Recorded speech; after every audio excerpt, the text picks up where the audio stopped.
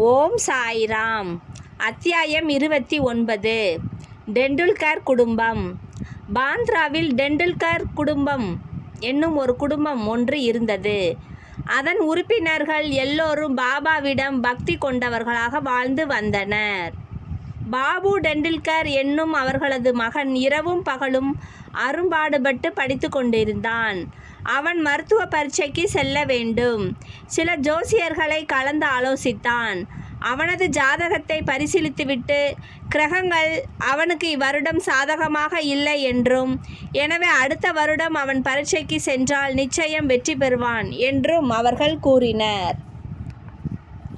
இது அவனை கவலைக்குள்ளாக்கி நிலை கொள்ளாமல் இருக்கச் செய்தது. சில நாட்களுக்கு பின் அவனது தாயார் ஷீரடிக்கு சென்று பாபாவை கண்டாள்.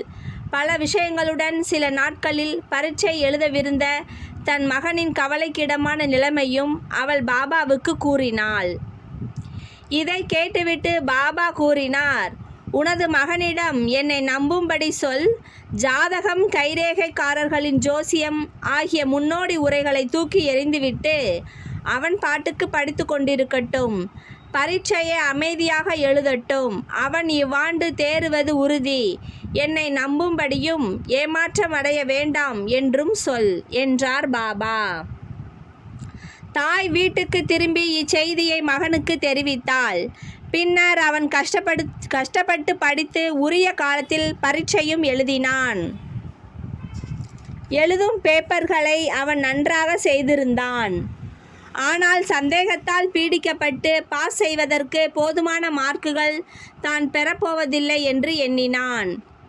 எனவே வாய்மொழி பரீட்சைக்கு போவதை பற்றி அவன் கவலைப்படவில்லை. ஆனால் பரீட்சை அதிகாரி அவனை விடுவதாக இல்லை.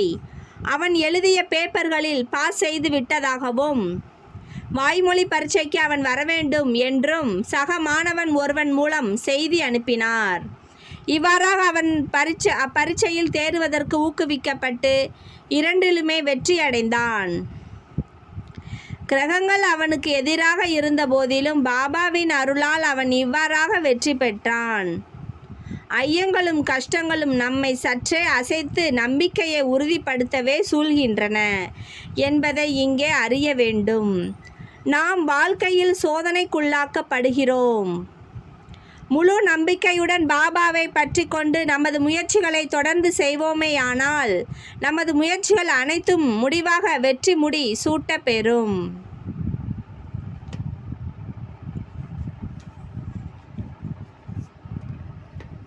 புனிதமாக்கப்பட்ட நாணயம். பாபாவின் ஸ்பரிசத்தால் புனிதமாக்கப்பட்ட நாணயம் ஒன்று தன் வீட்டில் இருக்க வேண்டுமென ஒரு சமயத்தில் கேப்டன் ஹாடே விரும்பினார். சீரடிக்கு போய்க் கொண்டிருந்த நண்பர் ஒருவரை சந்தித்தார். அவரிடம் தமது நாணயத்தை அனுப்பினார்.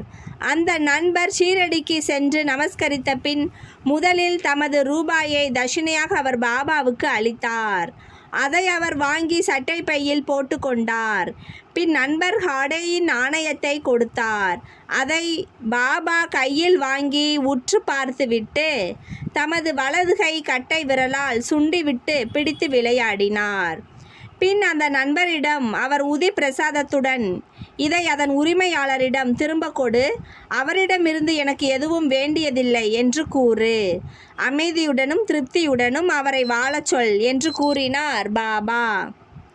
அந்த நண்பர் குவாலியருக்கு திரும்பி புனிதமாக்கப்பட்ட நாணயத்தை ஹாடேயிடம் திரும்ப அளித்து சீரடியில் நிகழ்ந்த எல்லாவற்றையும் அவருக்கு கூறினார்.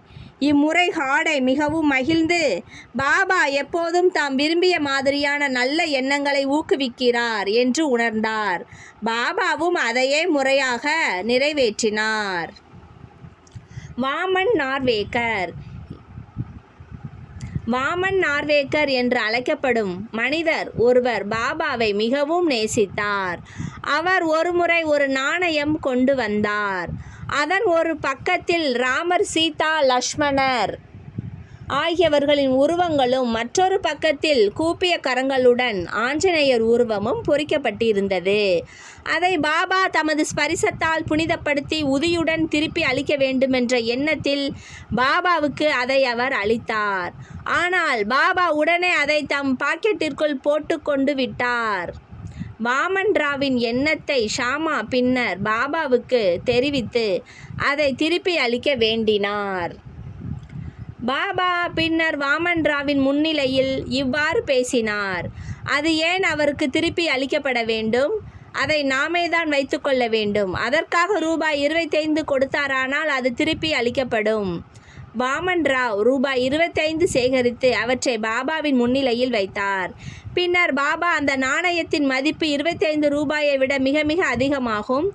சாமா, இந்த ரூபாயை எடுத்து நமது ஸ்டோரில் வைத்துக்கொள், நாணயத்தை உமது பூஜை அறையில் வைத்து வழிபடு என்றார். பாபா இம்மாதிரியான செயலை ஏன் பின்பற்றினார் என்பதை கேட்க ஒருவருக்கும் தைரியமில்லை. ஒவ்வொருவருக்கும் எது மிக சிறந்தது, எது பொருத்தமானது என்பதை பாபா மட்டுமே அறிவார். ஸ்ரீ சாயியை பணிக. அனைவருக்கும் சாந்தி நிலவட்டும். ஓம் சாய்ராம். ஜெய் சாய்ராம்.